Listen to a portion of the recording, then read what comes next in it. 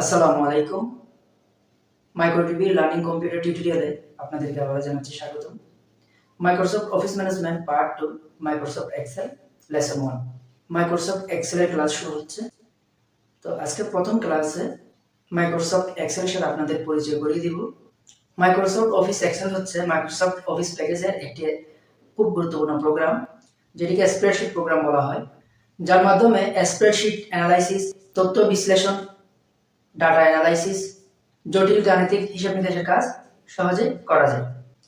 মোটামুটি স্প্রেডশিট প্রোগ্রামের মাধ্যমে আমরা যে কাজগুলি নিয়মিত করি তা হলো দৈনন্দিন হিসাব নিকাশ সংরক্ষণ ও বিশ্লেষণ, বার্ষিক প্রতিবেদন, বাজেট প্রণয়ন, ব্যাংকিং ব্যবস্থাপনায় যাবতীয় হিসাব নিকাশ বিশ্লেষণ, উৎপাদন ব্যবস্থাপনা, আয়কর ও অন্যান্য হিসাব, বৈজ্ঞানিক ক্যালকুলেশন, স্যালারি শিট বা বেতনের হিসাব, মজুদ বা স্টক পরিমাণ, সব ধরনের পরিসংখ্যান, ডেটা সংরক্ষণ ব্যবস্থাপনার যাবতীয় কাজ সম্পন্ন করে।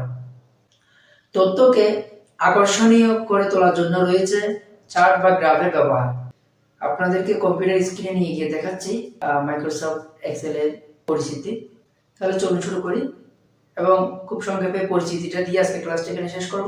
আগামী ক্লাসে বিভিন্ন formula, result sheet, salary sheet সহ বিভিন্ন ধরনের হিসাব নিকাশের কাজ আমি ধাপে ধাপে দেখিয়ে দিব ইনশাআল্লাহ। আগামী ক্লাসগুলো মিস করতে না চাইলে আমাদের চ্যানেলটি সাবস্ক্রাইব করে দিন, পাশে থাকা বেল আইকনটি প্রেস করে দিন। চলুন তাহলে শুরু করি। চলে আসলাম কম্পিউটার স্ক্রিনে। আমরা মাইক্রোসফট অফিস এক্সেল প্রোগ্রামটি ওপেন করব।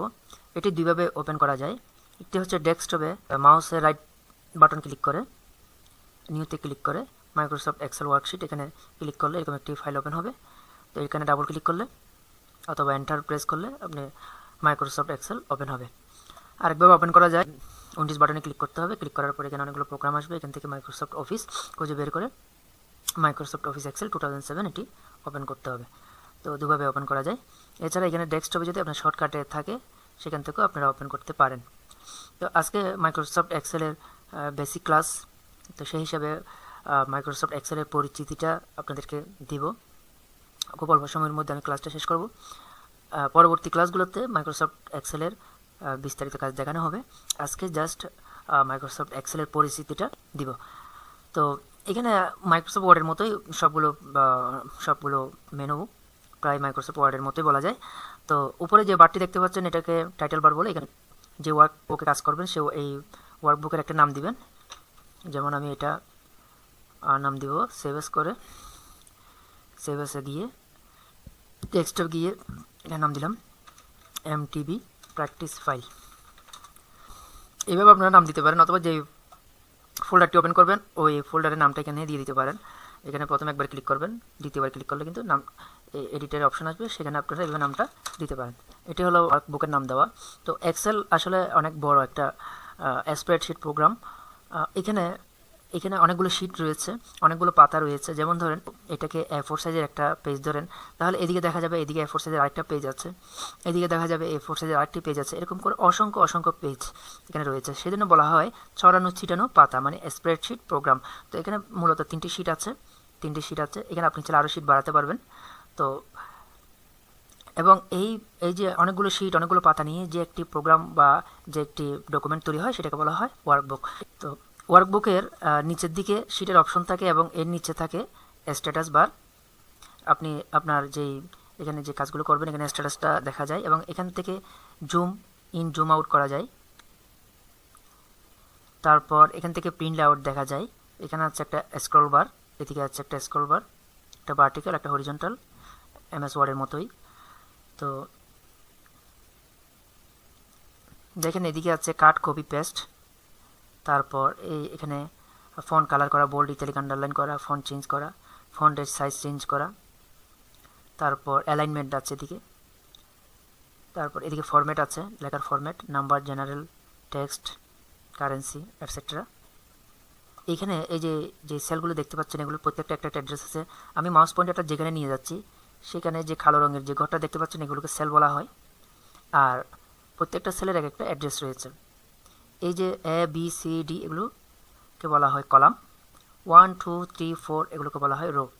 কলামের সংখ্যা এবং রোয়ের সংখ্যার ভিত্তিতে প্রতিটি সেলের আইডি ধরা হয়। যেমন এই সেলটির নাম হচ্ছে C6, এই সেলটির নাম হচ্ছে A1, এই সেলটির নাম হচ্ছে H8 অর্থাৎ H কলাম 8 রো।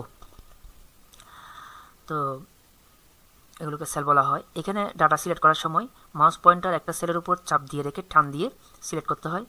এখানে আপনি কোনো লেখা কপি করার সময় ওই সেলগুলো সিলেক্ট করতে হয়, এবং কোনো সেল এডিট করার সময়, কোনো লেখা এডিট করার সময় কিবোর্ড থেকে ফাংশন 2 অথবা ডাবল ক্লিক করতে হয়। যেমন আমি এখানে লিখলাম মাইক্রো টিভি লার্নিং কম্পিউটার, যে এই লেখাটি লিখলাম।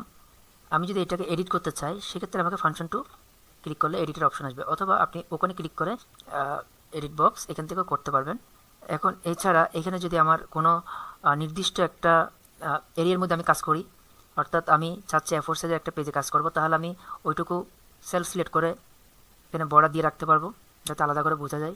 এবং উপরে যদি চাই সবগুলো লম্বা করে একটি নাম দিব, সেক্ষেত্রে আমাকে মার্জ সেল এবং রাফ টেক্সট করতে হবে। মার্জ সেল এবং রাফ টেক্সট করলে সবগুলো সেল একটা সেলে পরিণত হবে। এছাড়া রয়েছে এখানে কারেন্সি সাইন, পার্সেন্টেজ, এখানে বিভিন্ন ট্যাবের এখানে বিভিন্ন ফরম্যাটিং করা যায়। এখান থেকে টেবলের বিভিন্ন ফরম্যাট করা যায়, এখান থেকে অনেক সুন্দর সুন্দর ফরম্যাট করা যায়। আগের মতোই Ctrl+Z দিয়ে আপনার ব্যাকে চলে যেতে পারবেন। এছাড়া কোনো কিছু আনার প্রয়োজন হলে ইনসার্ট থেকে আনা যায়, picture, clip art. Page layout থেকে পেজ ওরিয়েন্টেশন একদম মাইক্রোসফট ওয়ার্ডে যেমনটা দেখছিলেন ঠিক তেমনই, margin, orientation, size, print area. তারপর এখানে রয়েছে বিভিন্ন ফর্মুলার অপশন, আপনি যে ফর্মুলা দিয়ে কাজ করবেন সবগুলো ফর্মুলা এখানে আছে। রয়েছে ডাটা অপশন, রয়েছে ফিল্টার অপশন। অনেকগুলো ডাটা থেকে ফিল্টারিং করে কিছু ডাটা বেছে নেওয়ার জন্য এই ফিল্টার অপশনটা ব্যবহার করা হয়। এ থেকে জেড অথবা জেড থেকে এ ক্রম অনুসারে সাজানোর জন্য শর্ট ব্যবহার করা হয়। তারপরে স্পেলিং, গ্রামার আছে, ভিউ আছে। তো মাইক্রোসফট এক্সেল আসলে খুব মজার একটি প্রোগ্রাম। এটা কাজ করতে পারলে এটাতে কোনো এডিশনাল সফটওয়্যারের দরকার হয় না হিসাব নিকাশের জন্য। আমাদের সব ধরনের হিসাব নিকাশ, সব কাজ এক্সেল, স্যালারি শিট থেকে শুরু করে রেজাল্ট শিট, রুটিন বা দৈনন্দিন কাজের যাবতীয় হিসাব নিকাশ সহ এখানে করা যায়। তো আজকে জাস্ট MS এক্সেলের পরিচয়টাই দিলাম। আগামী 3টি ক্লাসে আমি পুরো এক্সেলের প্রয়োজনীয় যতগুলো ফাংশন, ফর্মুলা, কাজ আছে সব দেখিয়ে দিব। পরবর্তী ভিডিও পাওয়ার জন্য আমার চ্যানেলটি সাবস্ক্রাইব করে রাখুন এবং পাশে থাকা বেল আইকনটি চাপ দিয়ে রাখুন, যাতে করে আমার পরবর্তী ভিডিওগুলো আপনার কাছে পৌঁছে যায়। ধন্যবাদ সবাইকে। আসসালামু আলাইকুম ওয়া রাহমাতুল্লাহ।